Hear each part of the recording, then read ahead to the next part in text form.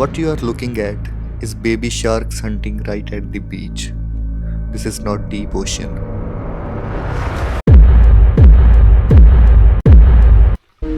सबको लगता है कि थाईलैंड मतलब बस वही क्राउडेड बीचेस और tourist traps, and honestly they are right. Copy paste internet itinerary follow करोगे तो इसी भीड़ का हिस्सा बन जाओगे. But if you know where to look,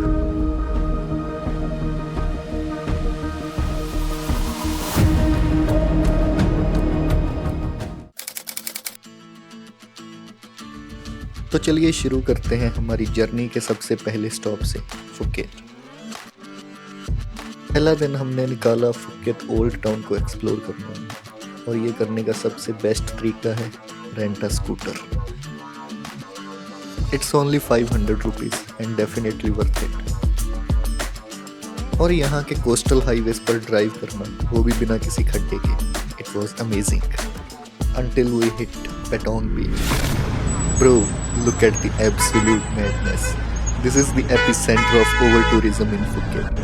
Jam-packed streets, bumper-to-bumper traffic, and endless rows of cafes and cannabis shops. The energy here is insane.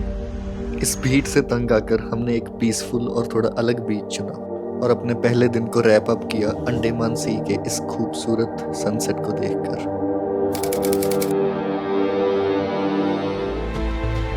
Phuket के chaos को पीछे छोड़कर हम निकल गए कराबी की तरफ. शांति से इस ग्लासी ब्लू पानी को देखना ही सारी थकान दूर कर देता है. And jellyfishes are a plus. हम बिल्कुल परफेक्ट टाइमिंग पर आओनांग पहुंचे, right when the golden hour hits. Shoreline पर चलते हुए हमारा स्वागत हुआ with iconic fire show and fireworks. Looked like a big celebration.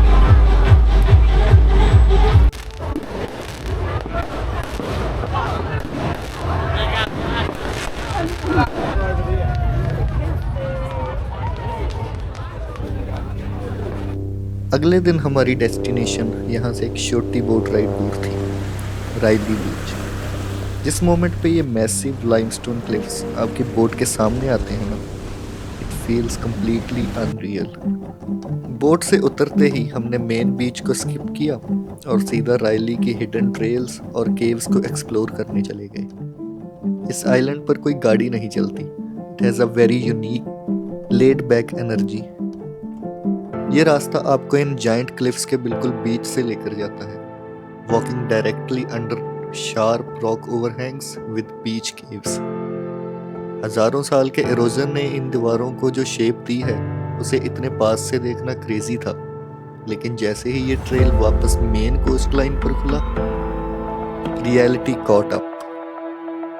Views बेशक ब्रेथ टेकिंग थे, पर जैसा आप देख सकते हो, मिड डे टूरिस्ट भीड़ हमसे पहले ही यहाँ पर बाजी मार चुकी थी. जगह खूबसूरत जरूर थी, पर अब वो अनटच्ड नहीं रही थी. सो हम वापस आओनांग आ गए and ended our day with a beach fire show, जो यहाँ पर रोज होता है. Today was a amazing day, पर इस भीड़ ने हमें एक बड़ा डिसीजन लेने पर मजबूर कर दिया. No more travel guides, just offbeat roads.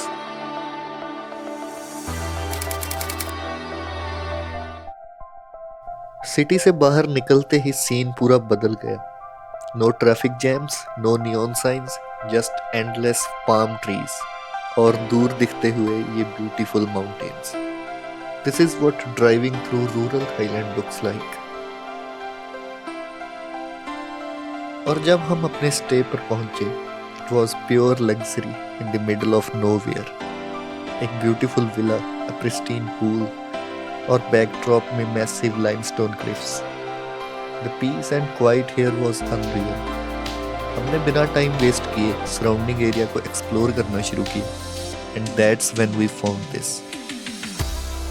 एक massive beach जहाँ पर दूर दूर तक कोई भी नहीं था, ना कोई बीच चेयर्स, ना कोई वेंडर्स, बस सैंड और ओशियन को फेस करते हुए ये ब्यूटीफुल स्विंग्स.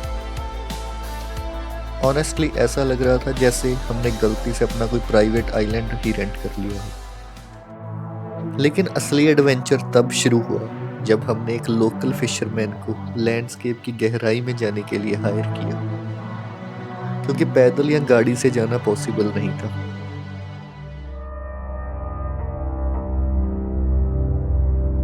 क्या आप ऑनेस्टली बिलीव कर सकते हैं कि पानी पत्थर को तराश करके इतना इनक्रेडिबल शेप दे सकता है? इस एंशियंट केव के नीचे खड़े होना काफी यूनिक एक्सपीरियंस था।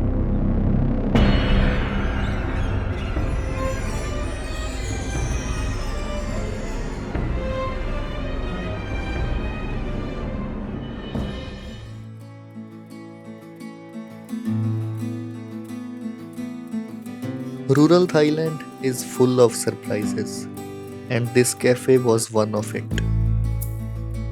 ऐसा लग रहा था कि ये जगह कैफे कम और फोटोग्राफी के लिए ज़्यादा डिज़ाइन करी गई है, because this place was full of panoramic viewing decks.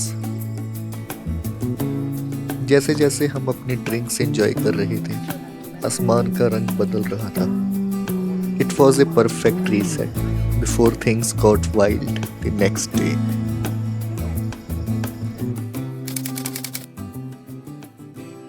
तो फिर अगली सुबह हमने टूर कंपनीज को बिल्कुल स्किप कर दिया और आओलूक के लोकल्स से बात करके हमने एक बोट रेंट करी और बस 6 लोगों के साथ निकल गए ऐसी जगहें देखने जो इंटरनेट पर कहीं भी नहीं मिलेंगी। हमारा पहला स्टॉप था ये Emerald lagoon with water so clear कि आपको बोट हवा में फ्लोट करती हुई लगेगी।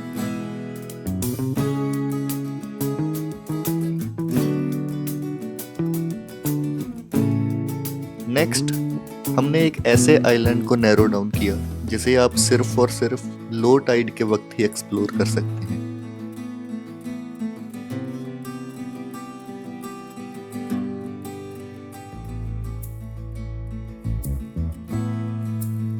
As you can see, यहाँ अंदर जाने और बाहर जाने का बस एक ही रास्ता है और ये आइलैंड चारों तरफ पहाड़ों से घिरा था और in the middle of it a mangrove forest. It felt like Jurassic Park और हमारी एक्सपेक्टेशंस बढ़ती जा रही थी।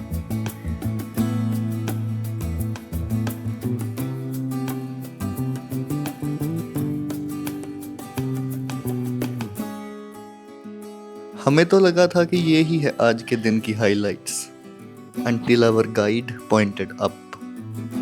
पहले तो हम थोड़ा कंफ्यूज थे, यहाँ तो समंदर के बीच बस एक पत्थर की दीवार है, पर जब हमने ये स्केची सी लकड़ी की सीढ़ी चढ़ी तो सब हैरान रह गए।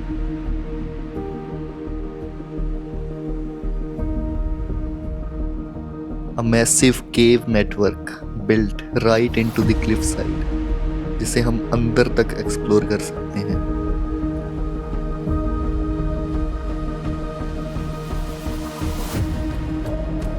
केव के अंदर जाते जाते बाहर का व्यू पोस्ट कार्ड जैसा लगने लगा था। It was something like we had never seen before. लेकिन अचानक हमें वहां पर एक अजीब सी शांति महसूस होने लगी। हमने आसपास देखा तो वहां पर कोई भी नहीं था। हमारे सारे साथी गायब हो चुके थे। तो हम अपने साथियों को ढूंढने लगे। थोड़ा ढूंढने पर नीचे एक नैरो सा रास्ता दिखा जो पहाड़ के बिल्कुल दूसरी तरफ एक सीक्रेट वैली में खुलता था। And we finally found them. वहां पर हमारे गाइड ने हमें एक क्रेजी फैक्ट बताया। जब समंदर में हाई टाइड होती है तो ये पूरी जगह पानी से भर जाती है and if you get stuck here तो आप घंटों तक यहीं पर फंसे रहोगे।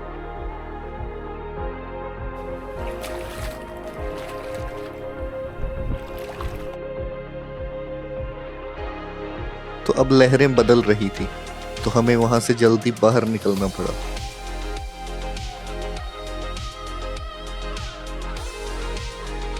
And we ended our day on a random beach in the middle of the ocean.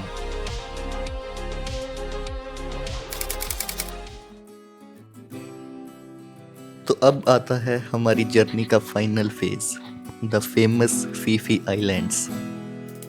इससे पहले हम जितनी भी जगह पर गए ये उन सब से बिल्कुल अलग है। Beautifully lit streets, local markets, seafood और हर तरफ चहल पहल। The energy here is totally different than rural silence of Auluk. लेकिन हम यहाँ पर सिर्फ पार्टीज के लिए नहीं आए थे। अगली सुबह हमने एक स्पीड बोट ली और सारे फीफी आइलैंड्स को अच्छे से देखने के लिए चले गए।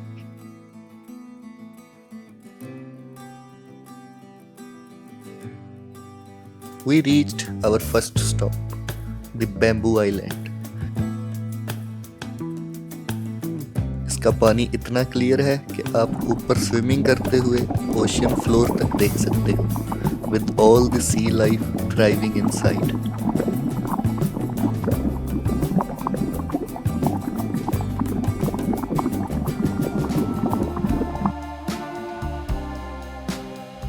यहाँ पर भी समंदर में काफी केव्स हैं, लेकिन टूरिस्ट ज्यादा होने की वजह से वो खराब ना हो तो उन्हें बंद कर दिया गया है।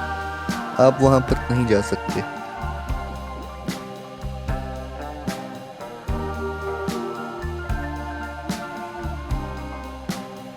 And finally, we reached at the most awaited spot of our trip, the legendary Maya Bay, जिसको आपने इंटरनेट पे कहीं ना कहीं जरूर देखा होगा। But don't get fooled by Instagram. इस जगह को The Crowded Paradise ऐसे ही नहीं कहते।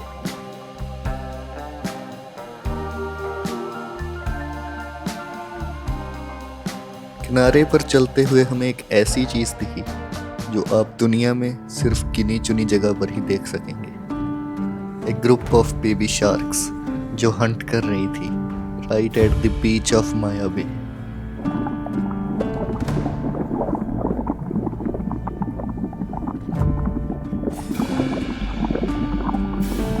From the chaotic madness of Phuket to the secret caves of Auluk and finally swimming with sharks, Southern Thailand has something for everyone.